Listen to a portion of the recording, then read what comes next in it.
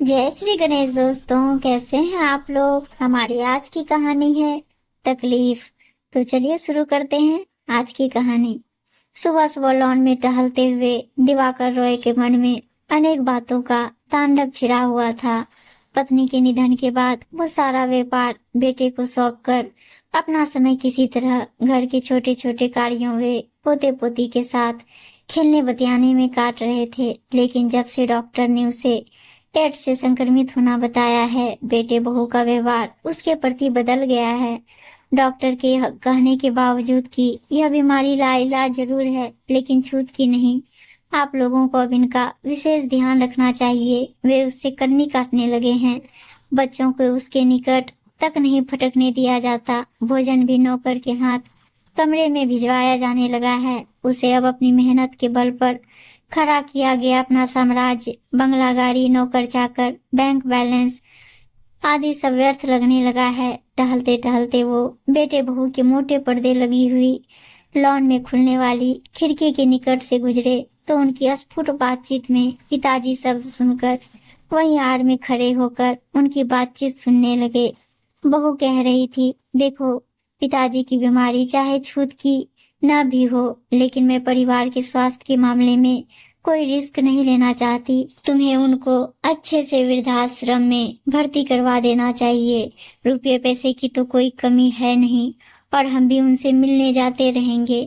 सही कह रही हो, मैं आज ही उनसे बात करूंगा।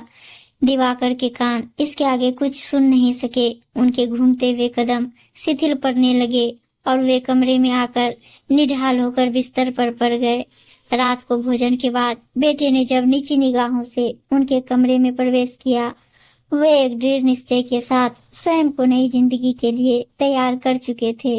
बेटे को देखकर चौंकने का अभिनय करते हुए बोले, आओ विमल, कहो आज इधर कैसे चले आए? कुछ परेशान से दिख रहे हो, क्या बात है? जी, मैं आपसे कुछ कहना चाहता हूँ। सर झुकाए हुए विमल ने बुझे हुए स्वर में कहा, मुझे भी तुमसे कुछ कहना है बेटा। मैं तुम्हें बुलाने ही वाला था। अच्छा हुआ तुम स्वयं आ गए। बेफिक्र होकर अपनी बात कहो। पहले आप अपनी बात कहिए पिताजी। समीप ही पड़ी हुई कुर्सी पर बैठते हुए विमल बोला, बात यह है बेटे कि डॉक्टर ने जब मेरी बीमारी लाइलाज बताई है तो मैं चाहता हूँ कि मैं अपना शेष जीवन काल अपने जैसे असहाय, बेसहारा और अश्रम बुजुर्गों के साथ व्यतीत करूं। कहते हुए दिवाकर का गला रूंधने लगा। सुनते ही विमल मन ही मन खुशी से फूला न समाया। पिताजी ने स्वयं आगे रहकर उसे अपराध बोध से मुक्त कर दिया था, लेकिन दिखावे के लिए उसने पिता से कहा, यह आप क्या कह रहे हैं पिताजी? आपको यहाँ रहने में क्या तकलीफ है? नहीं बेटे, मुझे यहाँ रहने में कोई तकलीफ नहीं, लेकिन यह कहने में तकलीफ हो रही है कि तुम अब अपने रहने की व्यवस्था कर लो। मैंने इस बंगले को वृद्धाश्रम का रूप देने का निर्णय लिया है ताकि अपनी यादों और जड़ों से जुड़ा रहकर जिंदगी जी सकूं। और हाँ, तुम भी कुछ कहना चाहते थे ना? बेटे के मुंह से एक शब्द भी नहीं निकला। उसे समझ ही नहीं आ रहा था वो क्या बोले, इसलिए वहां से वो बिना कुछ बोले उस कमरे से निकल गया। दिवाकर जी अपनी पत्नी की तस्वीर की तरफ देखने लगे।